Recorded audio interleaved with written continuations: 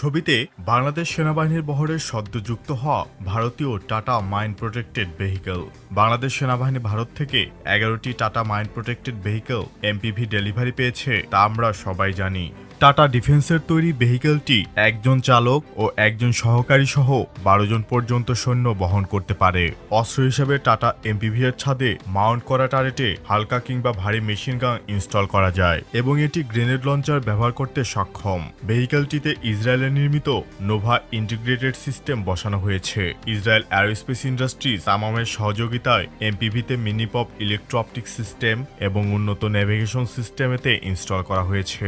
মূলত ভারতের অফার করা 500 মিলিয়ন মার্কিন ডলারের লোন দিয়ে 2.2 মিলিয়ন ডলার ব্যয়ে এই 11টি টাটা মাইন প্রোটেকশন ভেহিকেল কিনেছে বাংলাদেশ, যার প্রতি ইউনিট মূল্য 4,18,00,000 টাকা। এছাড়া ভারতের লাইন অফ ক্রেডিটের আওতায় বাংলাদেশ বিমান বাহিনীর জন্য কিছু বাস কেনা হয়েছে, যেগুলো বিমান সেনা, অফিসার ও ক্যাডেটদের পরিবহনে ব্যবহার করা হবে। তো ভারত থেকে কেনা 11টি টাটা এমপিভি এর ভবিষ্যৎ কি?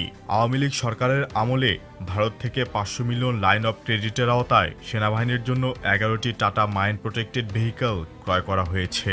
2024 সালে বেনাপোল স্থলবন্দর দিয়ে 11টি এমপিভি এর ডেলিভারি গ্রহণ করে সেনাবাহিনী। তবে এখন পর্যন্ত এই যানবাহনগুলো ব্যবহার করতে দেখা যায়নি। প্রথমে এই যানবাহনগুলো জাতিসংঘের শান্তিরক্ষা মিশনে প্রেরণ করার কথা থাকলেও তা পাঠানো হয়নি। এসব ভেহিকেল সেনাবাহিনী আদৌ ব্যবহার করবে কিনা তা নিয়েও কিছু জানা সম্ভব হয়নি। বাংলাদেশ সেনাবাহিনী সবসময় ব্যাটেল প্রুভেন এবং স্ট্যান্ডার্ড প্ল্যাটফর্ম বেশি পছন্দ করে।